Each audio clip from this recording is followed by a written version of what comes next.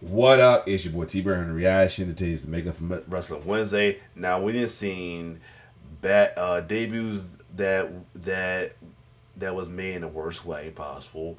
Ring names that was original ring they canceled. Now I want to see times that a person made a cameo appearance before they make the actual debut on wrestling as well too. With 15 WWE stars made cameos before they was famous as well too though. Because you know sometimes there'll be either a enhancement talent, aka jobber, a cameo, a plant fan, a character of a gimmick, not gimmick, of a skit or a segment as well too. As well, or part of interest. Either way, we'll take a look at some of these 50 stars who made a cameo before they became famous or they debut. So without further ado, let's check it out. And we're back to what culture this one. Shot to Shyman. Let's get it. Cameos! It is essentially what every single superhero post-credit scene is based on, and wrestling loves it too. Often in hindsight. Oh, wow. That sounds weird, but most future superstars actually appear as an extra on a major show at some point, and then when they get signed for real, we all go mad. It's like that Leonardo DiCaprio pointing meme. So do you now fancy rushing to YouTube and watching some of these right now? Well, let's go. Number 15, Johnny Gargano. Now, this was all the way back on the 27th of March 2007 SmackDown, which shows how long Johnny Gargano has been putting in the work. He deserves every ounce of success. What a role this was too, because as a local wrestler, if they do it, they might. If crazy show both of them, because you know both of them had a little appearance before their debuts. He was cast as the Liechtenstein champion, Cedric Von Hausen. This is basically my dream gig, and you can see how WWE made him dress right now on the screen. That's got to be offensive to someone. Amazingly, he was facing MVP. I find it amazing this has never been referenced on WWE television, especially when he was part of The Way down in NXT. And of course, this match was over faster than you can say DIY. It wouldn't be until September 2011 when Johnny got another call, this time to work Superstars against Brodus Clay. He was now going as Joey Gray. That's another missed opportunity. After this, Gargano basically got told over and over again he'd never make it to WWE due to his size, and look at him now. He's awesome too.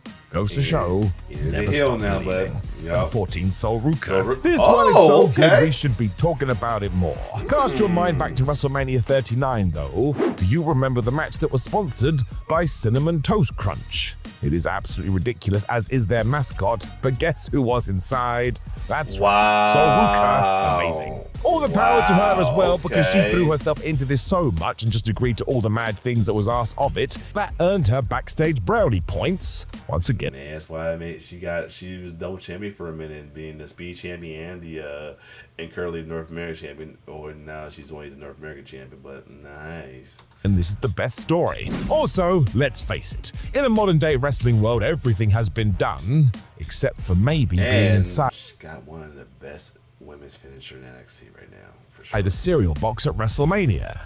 Well, that one is now gone too, so the rest of you better get your thinking caps on. Ruka had already debuted in NXT by then as well, which is likely why the mascot was never unmasked. Do not forget she suffered that horrible injury in March 2024. Yeah. Ever since Sol has returned, and it's been up and up, I think the future is very bright. Let us not make a Johnny Gargano mistake here either. One day, in the middle of a blood feud, please have somebody talk about the Cinnamon Dude. It's very important. Number 13, Grayson Waller. An underutilized dude as I am talking to you today. Grayson Waller is totally happy to be 100% the bad guy with zero redeeming features. I even saw a TikTok video where he went to sign. And they try to make him a babyface against Diamond Mine, but still. The kid's poster, and he threw the pen on the ground. That's a heel. It's likely why he's game for anything, which was also true at Backlash 2021. And man, we all deliberately forget about this. Zombies! Because to tie into a deal with Army of the Dead, WWE decided to do a zombies match as The Miz and Damian Priest had to do battle with members of the undead also trying to eat them. Forget trying to suspend your disbelief, that was done. The trivia at the time was former Attitude Era star Scotty 2 Hotty was among these names, as was Grayson Waller. If you want to be a super nerd, you can watch this with an eagle eye, and it's easy to figure a little infamous shirt there. Out. I mean, it's just Grayson. Hold on a second. I'm bad, let's keep going. But yeah, he had the Hawaiian little shirt, the little crazy, little button-up shirt he had wear as a zombie there too. It looks like I think the back that's Andrew Chase in the back too. Andre Chase in the back too. As a zombie. The pandemic was a huge reason for this, as WWE just tried anything and everything. I still don't get what we were meant to take away from it. I saw The Miz get eaten, but he didn't become a zombie. Right. Therefore, they weren't real members of the Horde, so we were meant to think this was just humans dressed up. Or within the WWE sphere, zombies have no effect. I've overthought this, but it keeps me up. Yes, Andre Chase. Insane. Number 12, Braun Breaker. We carry on this story too because he was look at that. He was Braun Breaker was also a zombie. So essentially, to cast the Horde, we just called NXT. It's a lot. Yeah, Braun Breaker right there. We got the Crease Brothers in the back. Joe Gacy. Is that Luca? I didn't know you'd been with them back then. We got Luca. Carmelo Hayes. I think that's Carmelo Hayes on the bottom right. The Elvis is definitely somebody. I can't think of it right now. That can't be Von Wagner. That looks too small. It may be Von Wagner. The front somebody too. But anyway, wow. And I'm trying to figure who's that next to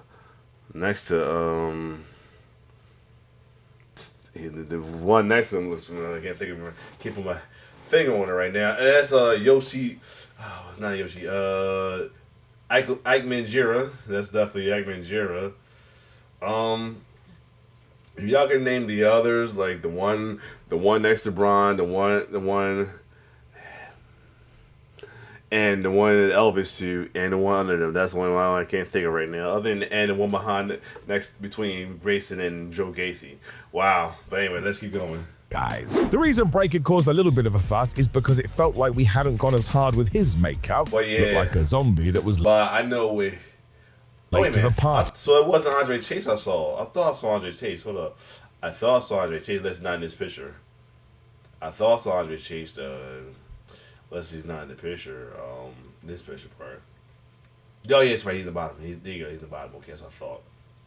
But I think I know. I think I know who we didn't talk about Braun though. We really knows who he was. Cast the Horde, we just called NXT and got some of their guys. The reason Breaker caused a little bit of a fuss is because it felt like we hadn't gone as hard with his makeup. Looked like a zombie that was late to the party. In actuality, Braun was barely mentioned at all because in 2021, the buzz hadn't started yet. We knew he was Rick Steiner's kid. That was about it. This was March and he only inked his deal in February. His full debut wasn't until September. What an amazing way to start your career though, especially because Breaker had come from the world of the NFL, or at least trying to break into it. I'm entirely sure you get to do this on the football field. But what do I know? The good news for Braun is that I don't think, given his current character, he'll ever be asked to do this again. Number 11. Oh, okay. So I actually first saw him because, the tradition in NXT that during your time as a performance center, you will be transit with security. So yeah, the Creeds, I just mentioned them. So it's the last one for Backlash. You can see it with your eyes. The Creeds were there too. Much like in real life, they are forever joined by the hip even when they are zombies. And this picture is very funny because Brutus is the happiest zombie you have ever seen. Yep. And he's more than pleased to have had his brains eaten. It was similar in the sense Julius and his brother weren't even on the radar of most, but they were in the system. Again, I think it was just a call and request that whoever is free can come to the Thunderdome to take part. We need bodies. And yes, that was the major reason for all of this, because of the pandemic. Oh, that's the real reason we can never go back to this. I'm not sure I could handle it again. Number 10, Jeff Cobb. Or JC Mateo, whatever we're calling him these days. I did hear about that. I did hear about that when he made his debut. I did hear about that. It does seem weird that he would have a cameo back in 2014, given ever since then he's been traveling the world, but he did. With a far shorter haircut, Cobb went and attended a WWE tryout, and given the lay of the land, he got interviewed afterwards, and WWE loves that content. You can see it right now, and Jeff was offered a role, but it was on the Tough Enough show, plus WWE was going to label him as an indie worker. Now, that wasn't entirely untrue, but before this, Cobb had been a world-class wrestler, so when he was told he wasn't allowed to be listed under athletes, well, I think he saw the writing on the wall. He needed to bet on himself. I mean, the guy did compete at the 2004 Olympic Games. Of course, now he is part of the Bloodline on SmackDown, although it depends when you see this video. The turnaround in the Bloodline is higher than McDonald's after punching Solo Sikoa right in the face. I mean, that is just what you do. Number 9, Trick Williams. Even with all his NXT success, Trick Williams is going to be massive on the main roster. Dude just gets it. He's very fun to watch. Given the generation he's part of, though, he was another one. He got dragged into the Thunderdome. It was the 5th of March 2021, and on SmackDown, Trick was playing the role of random security guard. And later on became a security NXT. His job was to protect Apollo Crews, who, yes, at the time was playing the part of a Nigerian king. It's not good. Let's just admit that and move on. So bad. It's so surreal now because nobody went, oh, that guy on the right is going to become the first contracted WWE superstar to win the TNA World Championship. And yet here we are. That's why these cameos are so bizarre. What's next ranges from utter success to totally insane endings. The other guy was an NXT wrestler too, but he didn't get no push, so yeah. I suppose that's wrestling. Number 8, Ricky Saints. Or Ricky Starks, it's your choice. But we do have to go all the way back to August 2014 here, which shows just how long he's been putting in the hours. On that episode of Raw, Ricky was enjoying his wrestling snacks at ringside while watching before that one, the Beat the Clock Challenge. This is when Dean Ambrose came over to him and stole his soda. He also basically ignored Seth Rollins and Heath Slater, who were competing. The talk of the town afterwards was Saints' shocked face. He could not believe his drink was gone. I mean, let's be honest, concessions are ludicrously priced. Back in 2013, Ricky had also taken a power bomb from Ryback because he was a Planted fan. So yeah, this has been one hell of a ride for the guy. He has most definitely waited his turn. Number 7, Stephanie McMahon. So this one is hard to believe given what we have seen, but if at the time you're not a featured performer, well, you wouldn't think anything of it. But during an episode of Raw on the 13th of November 1998, a very scared female backstage worker got even more intimidated after she saw Steve Austin wandering the halls looking for The Undertaker. I mean, he had a shovel, and he even asked her, have you seen the man? She said she had not. As I'm sure you figured out, this was Stephanie McMahon's first proper appearance on WWE TV, and before this, she was mostly a model for merchandise catalogs that would be distributed different times. The word has always been it was Vince Russo who pushed for her more and more, and by 1999, good grief, McMahon was all over the product. 2 years after that, she was also technically running WCW and ECW too. I mean, that's quite the shift. But yes, if you were watching casually in the late 90s, you'd have no clue this was someone who was gonna dominate WWE for years to come. It's a proper blink and you miss it moment. Number 6, Damian Priest. Money in the Bank 2014. Stephanie McMahon actually does feature here because she needed a security team for the evening. One of the guards was indeed the future Damian Priest. He would have been Punishment Martinez at the time, and you could tell he was a wrestler. The guy towered over everything. It was also before Priest had dropped a ton of weight, so it almost serves as a before and after. It took him ages to get his foot through the door too, because it wouldn't be until 2019 that he finally made his NXT debut. So he's another one. Just keep going, man. Believe in yourself. You never know where it's gonna finish. Number 5, Kurt Angle. The 1999 Iron Circle fight between Steve Blackman and Ken Shamrock was at least different. Went down at the Fully Loaded pay-per-view, although it was hard to see because it was so dark. At least WWE was finally leaning into what these guys brought to the table, legitimacy. The production needed work, but there was a lot of trial and error during the Attitude Era. But due to these shadows, you may never have noticed that Kurt Angle is part of this. There's a bunch of unnamed wrestlers cheering these lunatics on, and yet one of them is the Olympic gold medalist. He even bangs the hood of a car. He wasn't going to be I thought he was going to talk about when he was in the audience and Tiger Zane invited him in the ring, and he to blow on did U.S. flag, but he said blew the flag he Tiger Singh had. Okay. Regular to the end of the year, and this was July. That's awesome. Although you do get a solid 45 seconds of him. I guess WWE wasn't worried because he wasn't the Angle we know today. He was kind of just more of a local hero. In terms of what he was going to go on to do, though, I'm not sure anybody pegged this. And Kurt Angle these days is considered one of the best in-ring workers of all time. Number 4, Chelsea Green. Yo. Chelsea Green has been around way longer than we realized. Some of the roles she was given were quite sizable. I mean, back in 2014, Daniel Bryan was involved in a soap opera affair storyline, because of course he was. Guess who was front and center? I'm hoping you said Chelsea Green. Because she was physical therapist Megan Miller on the 11th August episode of Raw, and she claimed, I'm having an affair with Daniel Bryan. I mean, again, that's a big role to play. It's an awful story, but she's still featured. A furious Brie Bella then slapped her for even suggesting the idea, and I guess it's kind of funny, because some fans remember this angle because it is so daft, but they still do not put 2 and 2 together and realize that's Chelsea. 10 years later, Green was winning the Women's US Championship 2 at Saturday Night's main event, the first female to achieve such a feat. So we did it again. She is Britney Spears. The future really can be bright. Number 3, LA Knight. We are back to being a security guard on Raw again, but look at the date. The 15th of August 2011 Raw. LA Knight has been working his tail off for years. He was also part of the Human Walls to stop CM Punk and Kevin. That's Scorpion Sky. That's Scorpion Sky next to him. Oh snap! With each other. And man, does this dude get it.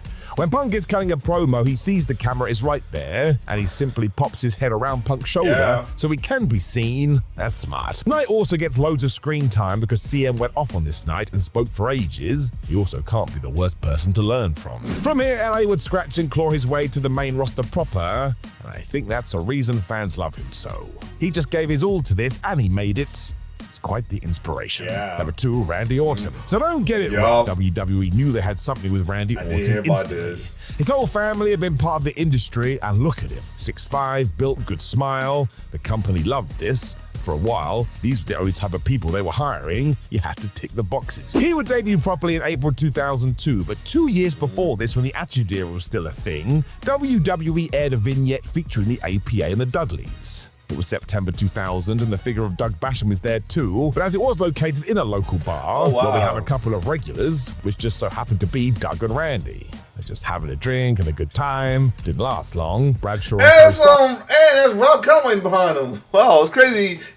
They talk about one person, you find other cameos in the two. Wow. The fight, and extras were being hurled around the place. So yes, if you do want to see the first appearance of a bona fide legend, here it is. From then on, he didn't do too badly. Look at him on the screen here, though. Once again, you'd never have thunk it. Number 1, CM Punk. The fact CM Punk ever even got to the WWE was amazing. He was the indie darling, and due to what WWE wanted and what Punk was, it felt impossible. Why he is one of the dudes that broke down that door, changed the game. We all know he returned to the promotion in 2023, but 20 years prior, you would have seen him on SmackDown in a bizarre cameo, because as Brock Lesnar arrived at the building, there was a bunch of fans who wanted his autograph, and one was CM Punk. If this was today, he would have run to eBay to make some money, but he is just so happy to see the beast. It's weird because most people talk about his appearance during John Cena's Mania 22 entrance, but at least that one was in Punk's hometown of Chicago. Acting like an admirer who liked Brock, I don't know. It's bizarre, really. So if you do want to be a nerd going forward, I will tell you now, my friends, spy these people, Google them, and pretend you were always a fan. Then you can get mad at others when they do jump on the bandwagon. That's just how life works. Apparently, also makes you nuts. Know of any other amazing cameos that nobody ever talks about anymore for people that came on to become future stars? Then let us know in the comments below. If you like the video, share the video. Definitely, it's a good amount for real. If you think about this, like I said, a lot of the NXT were security as well. So yeah, I thought he was doing Braun, but yeah, a lot of the securities, according to match were wrestlers as well too. If you look back some of the brawls or whatever as well too. And so a lot of people was like playing their war actually well too. Well, Sean Spear should have got, I was surprised he put Sean Spear on there. You know why? What's your name? Stan. Boom. See? I just kicked Stan. Yo, I'm surprised that wasn't on here. Well, other than that though, this was cool. So anyway, if you like more reaction to this, like, share, subscribe to my YouTube channel. It's your boy T-Bear signing. Oh, another one he could have added was Shane. If you not know, Shane was a referee before he was became on screen character as well too. Though it's another one. That's another one they could have added as well too. What's his name? One of the Mean Street Posse, Joey Abs. I think Joey Abs. I think he's because if you know about the Mean Street Posse, only Pete Gas and Ryan was like the real life friends of Shane. And Joey Abs was actually a planet wrestler who had experience in WWE wrestling. Was a planet actual wrestler that played part of the Green as well too. He was a jobber before he came back as Joey Abs. But other than that though, this was a good list as well too. There's probably plenty of others, but other than that, if you like my reaction, like, share, subscribe to my YouTube channel. It's your boy T-Bird signing off, my love.